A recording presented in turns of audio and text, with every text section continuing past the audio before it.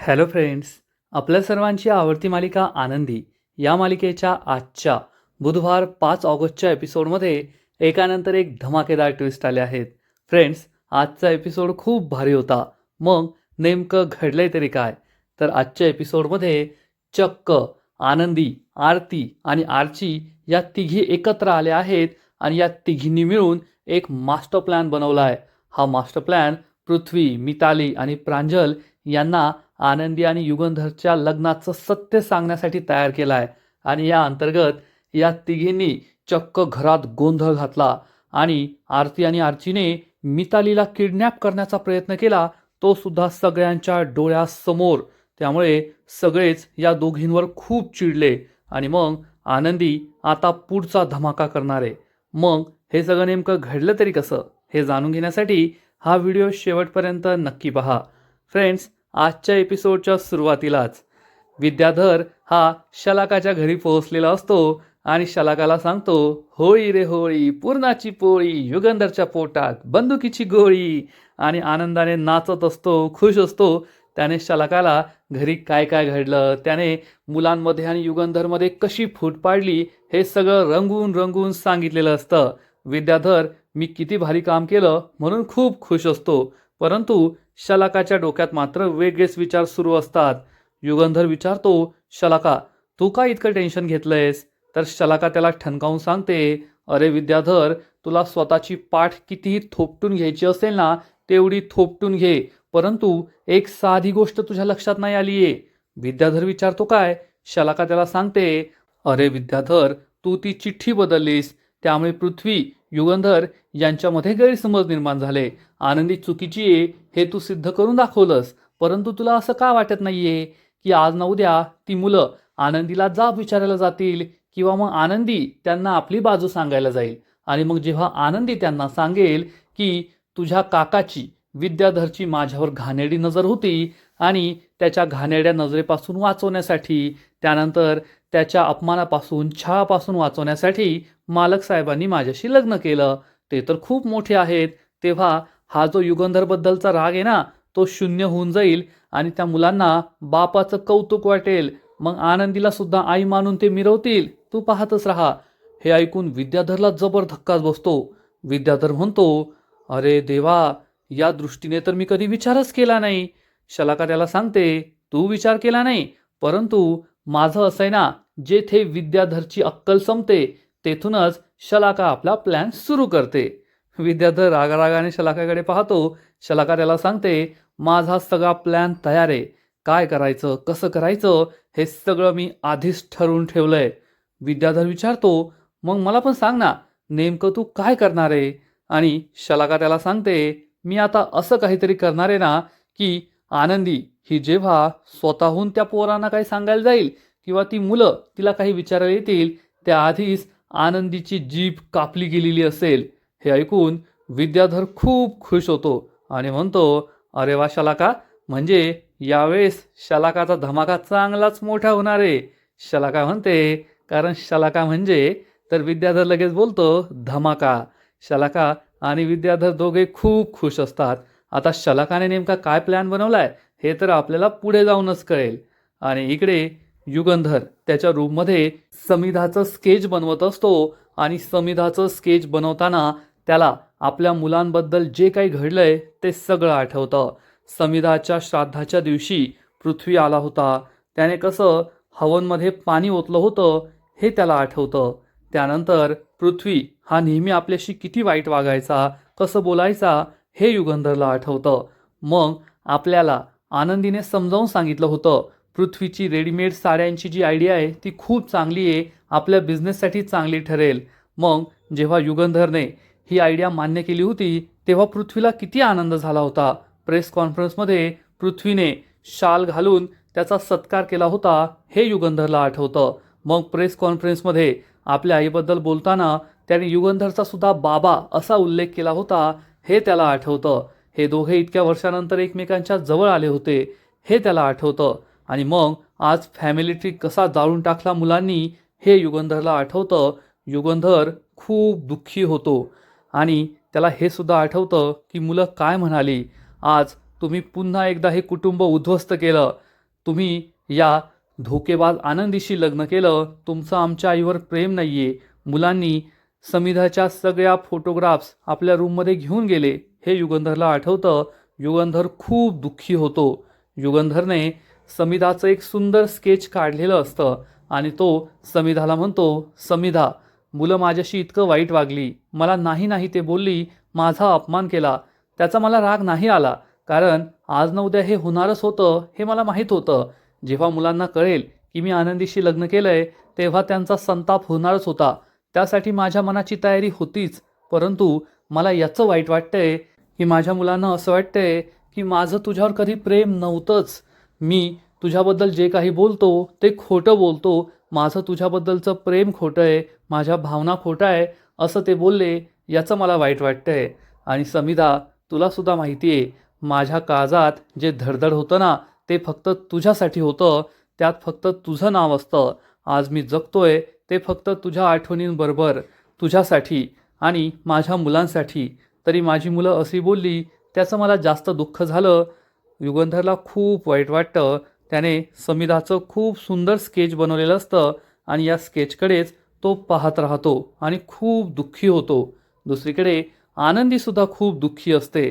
आनंदी हॉलमध्ये असते आणि काय काय घडलं हे सगळं तिला आठवतं. पृथ्वी काय काय बोलला, फॅमिली ट्री कशी झाली, त्यानंतर धनश्री काय बोलली, शिल्पाताई काय बोलल्या, युगंधर काय बोलला, हे सगळं तिला आठवतं. आणि आज माझ्यामुळे हे सगळं घर उद्ध्वस्त झालंय. मालक साहेब आणि मुलांमध्ये जे काही भांडण झालं, जे काही वादविवाद झाले, हे सगळे माझ्यामुळे झाले असं तिला वाटतं आणि आनंदी रडू लागते. त्याच वेळेस आनंदीला चक्कर येते आणि आनंदी खाली कोसळणार इतक्यात आर्ची आणि आरती तेथे येतात आणि या दोघी आनंदीला सावरतात. आनंदीला आश्चर्य वाटतं. आनंदी विचारते, आर्ची, आरतीताई, तुम्ही येते कशा? तेवढ्यात छाया तेथे येते. आरती आनंदीला सांगते, आम्हाला छायाताईंनी फोन करून बोलवलंय आणि आम्हाला इथे झालेला सगळा प्रकार सांगितलाय. आनंदी खूप दुःखी होते, रडू लागते आणि म्हणते, आरची, आरतीताई, मी हरले. मी या घराला एकत्र नाही बांधून ठेवू शकले. माझ्यामुळे मालकसाहेब आणि मुलांमध्ये खूप मोठं भांडण झालं. ते एकमेकांपासून वेगळे झाले आहेत. त्यांच्यात अविश्वासाची भिंत तयार झाली आहे. हे सगळं फक्त माझ्यामुळे तयार झालंय, माझ्यामुळे झालंय. आनंदी रडू लागते. आरती तिला समजावून सांगते, आनंदी, असं नको बोलूस. तूच जर अशी हिंमत हारली तर आमचं काय होणार? कारण आमच्या आयुष्यातली हिंमत तू आहे आणि आनंदी कधीच हरू शकत नाही. कितीही मोठं संकट असलं तरी आनंदी घट्ट पाय रोवून उभी राहते, त्या संकटाला सामोरी जाते आणि त्या संकटावर विजय मिळवून दाखवते. अशी आमची आनंदी आहे आणि आनंदी एवढ्या लवकर हार मानेल असं होऊच शकत नाही. आरचीसुद्धा आनंदीला समजावून सांगते, दीदी, खरंच तू माझी हिंमत आहेस आणि आयुष्यात कसं जगायचं, कसं लढायचं हे तुझ्याकडे पाहून मी शिकली आहे आणि मी तुला असं हरताना नाही पाहू शकत. आम्ही आहोत ना तुझ्याबरोबर. आपण तिघी बहिणी मिळून ही परिस्थिती नक्कीच बदलू शकतो. या घराला परत एकत्र आणू शकतो. शेवटी आपण कोण आहोत? आरती म्हणते, आपण आबा जाधवांच्या नाती आहोत. आणि मग या तिघी 1, 2, 3, 4 आबा जाधवांच्या नाती हुशार ही आपली नेहमीची स्टाईल करतात. तिघींच्या चेहऱ्यावर स्माईल येते. आरती आनंदीचे डोळे पुसते आणि म्हणते, आनंदी, आता रडायचं नाही, लढायचं. स्वतःला दोष देऊ नकोस. आपण ही परिस्थिती नक्की बदलून दाखवू. हे घर तुझ्यामुळे उद्ध्वस्त नाही झालंय, पण ही जी काही परिस्थिती आहे ती आपण नक्कीच बदलून दाखवूया. या घराला परत एकत्र आणूया. मालकसाहेब आणि मुलांना एकत्र आणूया. आरची, आरती, आनंदी खूप खुश होतात. एकमेकींना घट्ट मिठी मारतात. तिघींना एकमेकींची साथ मिळालेली असते. एक नवी उमेद, एक नवी हिंमत मिळालेली असते. या तिघी भलत्याच खुश असतात. आणि मग आरती आणि आरची म्हणतात, चल आनंदी, आपण उद्या सकाळी भेटूया. या दोघी तेथून निघून जातात. मग आनंदी छायाचे आभार मानते. छायाताई, खूप खूप थँक्यू. तुमच्यामुळे आज मला एक नवीन हिंमत मिळाली, नाहीतर मी पूर्ण हरून गेले होते. छाया म्हणते, आनंदीताई, मी बरी तुम्हाला हरू देईल. चला आता खूप उशीर झालाय, झोपायला जाऊया. आनंदी म्हणते, हो छायाताई, तुम्ही व्हा पुढे, मी आलेच. छाया हो म्हणते, तेथून निघून जाते. मग आनंदी ठरवल्याप्रमाणे 6 पावलं या दिशेने, 4 पावलं त्या दिशेने असं मोजत मोजत समिधाच्या फोटोसमोर येते. आनंदी समिधाच्या फोटोसमोर हात जोडते आणि म्हणते, समिधाताई, आज घरातल्यांना काहीही वाटत असलं पण तरी तुम्हाला माहिती आहे की माझं मन निर्मळ आहे आणि मी ठरवलंय की मालक साहेब आणि मुलांमध्ये जे अंतर पडले ना ते मी नक्कीच दूर करणार. त्यांच्यात पडलेली ही मोठी दरी मी बुजवणार. आणि मुलांना तुमच्याबद्दल आणि मालक साहेबांबद्दल जो गैरसमज झाला आहे की मालक साहेब तुमच्यावर प्रेम करत नाही, मी तो त्यांचा गैरसमज नक्की दूर करून राहील. त्यांना हे पटवून देईल की या घरात मी तुमची जागा घ्यायला नाही आली आहे, मी असा स्वप्नातही विचार करू शकत नाही आणि यासाठी मला तुमची साथ हवी आहे. असं म्हणून आनंदी समिधाला तिची साथ मागते आणि तेवढ्यात विद्याधर तेथे येतो आणि म्हणतो, अगं या निर्जीव फोटोकडे काय साथ मागतीयेस? हा निर्जीव फोटो तुझी मदत करणार आहे का? आनंदी मागे वळते आणि या विद्याधरला ठणकावून सांगते, हा निर्जीव फोटो जरी असला ना तरी सुद्धा त्यामागे असलेल्या भावना, त्यांचे संस्कार हे अजूनही जिवंत आहेत आणि त्याच मला या घराला पुन्हा एकदा उभारी देण्यासाठी मदत करतील, हे लक्षात ठेवा. विद्याधर सांगतो, उभारी? अगं या घराची राख झाली आहे राख आणि ती फक्त तुझ्यामुळे, आणि राखेतून नवी उभारी देता येत नाही हे लक्षात ठेव. आनंदी ही विद्याधरला ठणकावून सांगते, येते, नक्कीच येते, कारण माझ्याबरोबर समिधाताईंचे संस्कार आहेत, त्यांची ताकद आहे आणि एक दिवस मी हे घर पुन्हा एकदा उभं करून राहणारच. विद्याधर खूप चिडतो आणि म्हणतो, अरे बापरे आनंदीबाई, तुम्ही एखादा डायलॉग रायटर ठेवलाय का? एवढे चांगले चांगले डायलॉग तुम्हाला कोण लिहून देतं, सांगा बरं मला. तर आनंदी विद्याधरला उत्तर देते, कसं आहे ना विद्याधर सर, अजून तर मी माझा बेस्ट आणि सगळ्यात भारी डायलॉग तर मारलेलाच नाही आहे. हा डायलॉग मी त्या दिवशी मारणार ज्या दिवशी मी तुम्हाला माझ्या पायावर नाक रगडायला लावेल. हे ऐकून विद्याधरला धक्काच बसतो. विद्याधर म्हणतो, अरे वा, मी आणि तुझ्या पायावर नाक रगडणार? आनंदी, तुझं हे स्वप्न आहे ना, स्वप्नात सुद्धा कधी पूर्ण होणार नाही, हे लक्षात ठेव. परंतु आनंदी चक्क आपल्या साडीचा पदर कमरेला खोचते आणि विद्याधरला ठणकावून सांगते, विद्याधर सर, माझं तुम्हाला चॅलेंज आहे. लवकरच तो दिवस येईल जेव्हा तुम्ही माझ्या पायावर नाक रगडून माफी मागाल आणि त्या दिवशी मी माझा तो डायलॉग मारणारच. हे ऐकून विद्याधरला जबर धक्का बसतो. आनंदी फुल कॉन्फिडन्समध्ये असते आणि त्याला ठणकावून सांगते, मी मालक साहेब आणि मुलांना एकत्र करून राहणारच, तुमचा हा सगळा प्लॅन ध्वस्त करणारच, तुमचं खरं रूप सगळ्यांसमोर आणणारच. विद्याधर म्हणतो, ऑल द बेस्ट, वाट पाहतोय मी. असं म्हणून विद्याधर तेथून निघून जातो. आनंदीने सुद्धा ठाम ठरवलेलं असतं की आता ती या विद्याधरचा प्लॅन फ्लॉप करणारच. आणि मग पाहता पाहता दुसरा दिवस उजाडतो. दुसऱ्या दिवशी सकाळी माई आणि बापू आनंदीला भेटायला येतात आणि आनंदीला सांगतात, आनंदी, तीनही मुलं रात्रभर एकाच खोलीत आहे, त्यांनी स्वतःला कोंडून घेतलंय आणि अन्नाचा एक कण सुद्धा नाही खाल्लाय. आम्हाला त्यांची खूप भीती वाटतेय. आनंदी, काहीतरी कर, काहीतरी कर. आनंदी माई आणि बापूला समजावून सांगते, तुम्ही मनात कसलेही वेडेवाकडे विचार आणू नका. मुलं सुखरूप आहेत आणि मुलांना पुन्हा एकदा मालक साहेबांजवळ आणण्यासाठी आणि त्यांच्या मनातील सगळे गैरसमज दूर करण्यासाठी मी एक प्लॅन बनवला आहे. लवकरच मुलांना हे कळेल की मालक साहेबांनी कोणत्या परिस्थितीत माझ्याशी लग्न केलं होतं. माझ्याशी लग्न करण्यासाठी मालक साहेबांचा विचार काय होता, त्यांचे काका विद्याधरनी काय काय केलं, हे सगळं त्यांना कळेल. त्यामुळे तुम्ही टेन्शन घेऊ नका, सगळं होईल. माई आणि बापूला आश्चर्य वाटतं. बापू विचारतात, अगं पण आनंदी, तुझा नेमका प्लॅन काय आहे ते तरी सांग ना आम्हाला. आणि तेवढ्यात आरची आणि आरती तेथे येतात आणि म्हणतात, आम्ही सांगतो. आनंदी म्हणते, अरे वा, तुम्ही दोघी तर एकदम वेळेत आलात. माई आणि बापूला सुद्धा त्यांना पाहून आश्चर्य वाटतं. आणि मग आनंदी आपला संपूर्ण प्लॅन माई आणि बापूला सांगते आणि हा प्लॅन ऐकून माई आणि बापू खूप खुश होतात. माई म्हणते, अरे वा आनंदी, खरंच खूप छान प्लॅन बनवला आहे, हे फक्त तुला सुचू शकतं. माई, बापू, आरची, आरती, आनंदी खूप खुश असतात. आनंदी सांगते, आता आपण आपल्या प्लॅननुसार सगळं करायचं, मग आपल्या मनातील इच्छा पूर्ण झालीच म्हणून समजा. सगळ्यांना ही गॅरंटी असते की आनंदीचा प्लॅन नक्कीच यशस्वी होणार. आणि इकडे रूममध्ये पृथ्वी, मिताली आणि प्रांजल झोपलेले असतात आणि तेवढ्यात मितालीचा डोळा उघडतो आणि प्रांजलची बडबड सुरू असते, बाबा तुम्ही असं का केलं, सांगा ना बाबा, तुम्ही असे का वागलात, मला तुमच्याकडून अशी अपेक्षा नव्हती. बाबा तुम्ही असं का केलं? मिताली हे पाहते, प्रांजलजवळ येते, प्रांजलच्या अंगावर अंथरूण टाकते आणि ती वॉशरूमला जाणार इतक्यात मितालीचा पाय चक्क एका पालीवर पडतो. मिताली खूप घाबरते, जोरजोरात आरडाओरडा सुरू करते आणि तिचा हा आरडाओरडा ऐकून पृथ्वी, प्रांजल सगळे जागे होतात. मिताली बेडवर उड्या मारत असते, नाचत असते. हे सगळं पाहून माई बापू हसत असतात. माई बापू म्हणतात, अरे वा, आनंदीने काय भारी प्लॅन केलाय आणि पहिला भाग तर झाला पण सक्सेसफुल. इकडे मिताली ओरडते, दादा दादा पाल आहे तिथे, पाल जाऊ नको. पण पृथ्वी ही पाल चक्क हातात उचलतो आणि म्हणतो, मिताली ही पाल खोटी आहे, घाबरू नकोस. पण मिताली खूप घाबरलेली असते. इकडे माई आणि बापू हसत हसत तेथून निघून जातात आणि मग पृथ्वी हा मितालीला समजवण्याचा प्रयत्न करतो, खोटी पाल आहे, घाबरू नकोस. पण मिताली काय ऐकत नाही. ती बेडवरून खाली उडी मारते आणि रूम बाहेर पळून जाते. पृथ्वी आणि प्रांजल बाहेर येतात आणि ही मिताली का ऐकत नाहीये हाच प्रश्न त्यांना पडतो आणि हे दोघेही तिच्या मागे मागे धावतात. आणि मग मिताली हॉलमध्ये येते. हॉलमध्ये डायनिंग टेबलजवळ कुणीच नसतं. मिताली जोरजोरात ओढत असते, पाल पाल. आणि तेवढ्यात किचनमधून आरती आणि आर्ची बाहेर येतात.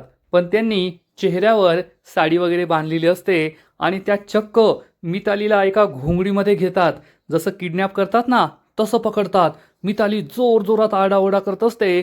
तेवढ्यात विद्याधर, शिल्पाताई, माई, बापू, युगंधर सगळे तेथे पोहोचतात आणि सगळ्यांना असं वाटतं की मितालीला कुणीतरी किडनॅप करतंय. विद्याधर तर शिल्पाची छडी घेतो आणि त्यांना मारण्याचा प्रयत्न करतो. पृथ्वी त्याला थांबवतो. पृथ्वी आणि प्रांजल सुद्धा तेथे पोहोचतात. तेवढ्यात मालक साहेब युगंधर या तिघींना थांबवतो. सगळ्यात आधी मितालीला बाहेर काढतो. मिताली पृथ्वीजवळ जाऊन उभी राहते आणि मग आर्चीच्या चेहऱ्यावरचं ही साडी काढतो. आर्चीला पाहून युगंधर आणि सगळ्यांना जबर धक्का बसतो की ही तर आनंदीची बहीण आर्ची आहे. मग त्यानंतर युगंधर आरतीच्या चेहऱ्यावरची साडी बाजूला करतो आणि ही तर आरती आहे हे पाहून पृथ्वी, मिताली, घरातील सगळ्यांना जबर धक्का बसतो. आर्ची आणि आरती चक्क मितालीला किडनॅप करण्याचा प्रयत्न करत होते. यावर कोणाचा विश्वासच बसत नाही. छाया, धनश्री, माई, बापू सगळ्यांनाच आश्चर्य वाटतं. विद्याधर, शिल्पा कोणाचाच विश्वास बसत नाही की आनंदीच्या बहिणी आपल्या घरात येऊन चक्क मितालीला किडनॅप करण्याचा प्रयत्न करत होत्या. शिल्पा खूप चिडते आणि म्हणते, पाहिलं का युगंधर, या आनंदीच्या बहिणी यांची एवढी हिंमत झाली की आपल्या घरात येऊन त्यांनी चक्क मितालीला किडनॅप करण्याचा प्रयत्न केला.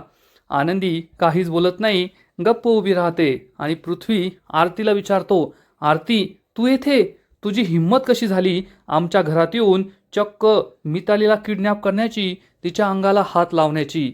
आरती सुद्धा काहीच बोलत नाही. शिल्पा म्हणते, युगंधर तू का गप्प बसलाय, आपण त्यांना शिक्षा द्यायलाच हवी. आता खूप होतंय, अति होतंय, यांना सोडायचं नाहीये. आर्ची आणि आरती घाबरतात. शिल्पा म्हणते, आत्ताच्या आत्ता पोलिसांना फोन कर आणि यांना पोलिसांच्या हवाले कर. आज त्यांनी लक्ष्मण रेषा ओलांडलीये. आपल्या घरात येऊन आपल्या मितालीच्या अंगाला हात लावलाय, तिला किडनॅप करायचा प्रयत्न केलाय. त्यांना पोलिसांच्या हवाली कर. तेवढ्यात विद्याधर म्हणतो, ताई तू टेन्शन घेऊ नको, आपला युगंधर दादा आहे ना, एकदम न्यायाची देवता आहे, देवता. तो एकदम योग्य न्याय करेल. ए युगंधर दादा, विचार विचार त्यांना, त्यांनी असं का केलं, जाब विचार. आणि युगंधर आरती आणि आर्चीला जाब विचारणार. तेवढ्यात आनंदी म्हणते, नाही मालक साहेब, तुम्ही माझ्या बहिणींना जाब विचारायचा नाहीये. तुम्हाला जे काही बोलायचंय, जे काही विचारायचंय ते मला विचारा. हे ऐकून घरातील सगळ्यांना जबर धक्का बसतो की आनंदी चक्क युगंधरला गप्प बसवतीये आणि मला जाब विचारा असं म्हणतीये. आणि आजचा एपिसोड येथेच संपतो. फ्रेंड्स, आनंदी मालिकेचा आजचा एपिसोड खरंच खूप भारी होता, इंटरेस्टिंग होता. आता आनंदीसुद्धा काहीतरी करायचंय असा विचार करतीये. आरती आणि आर्चीबरोबर मिळून तिने एक प्लॅन बनवलाय. पण आता सगळ्यांसमोर मितालीला किडनॅप का करण्याचा ते प्रयत्न करत होते तेच कळत नाहीये. हा नेमका प्लॅन तरी काय आहे? पण काहीतरी इंटरेस्टिंग असणार यात शंका नाही, ज्यामुळे युगंधर आणि मुलांमधील गैरसमज दूर होतील. फ्रेंड्स, आनंदी मालिकेचा आजचा एपिसोड तर खरंच खूप भारी होता. पण पुढील एपिसोड आणखीन भारी असणारे, आणखीन मोठा ट्विस्ट या मालिकेत येणारे. मग नेमकं घडणार तरी काय? तर पुढील एपिसोडमध्ये आपण पाहू की आनंदीने सगळ्या मुलांना समजावून सांगितलेलं असेल की मालक साहेब आणि तिचं लग्न हे मजबुरीमध्ये झाले. त्यांनी काय जाणून बुजून एकमेकांच्या प्रेमासाठी लग्न केलेलं नाही आहे. आणि मग पृथ्वी त्याची नेहमीची टेप वाजवणार आणि युगंधरला म्हणेल, मिस्टर निंबाळकर, जर तुमचं लग्न हे मजबुरीमध्ये आनंदीशी झालंय, मग या मजबुरीतून एकमेकांना मुक्त करा. हे घ्या घटस्फोटाचे पेपर्स, या पेपर्सवर दोघेजण सह्या करा आणि आनंदीला घटस्फोट द्या. तुमचं फक्त माझ्या आईवर प्रेम आहे, या आनंदीवर प्रेम नाही आहे, हे सिद्ध करून दाखवा आणि तेव्हाच आम्ही तुमच्यावर विश्वास ठेवू. हे ऐकून आनंदी आणि युगंधरला जबर धक्का बसेल. मग आता युगंधर या घटस्फोटाच्या पेपर्सवर सह्या करेल का, आनंदीला घटस्फोट देईल का, हे जाणून घेण्यासाठी तुम्हाला या मालिकेचा पुढील एपिसोड पाहावा लागेल. आणि त्यासाठी व्हिडिओला लाईक करा, शेअर करा, चॅनलला सबस्क्राईब करून बेल आयकॉनवर क्लिक करा. म्हणजे आनंदी मालिकेचे नवीन नवीन एपिसोड, नवीन नवीन अपडेट तुम्हाला सर्वात आधी पाहायला मिळतील. खूप खूप खूप धन्यवाद.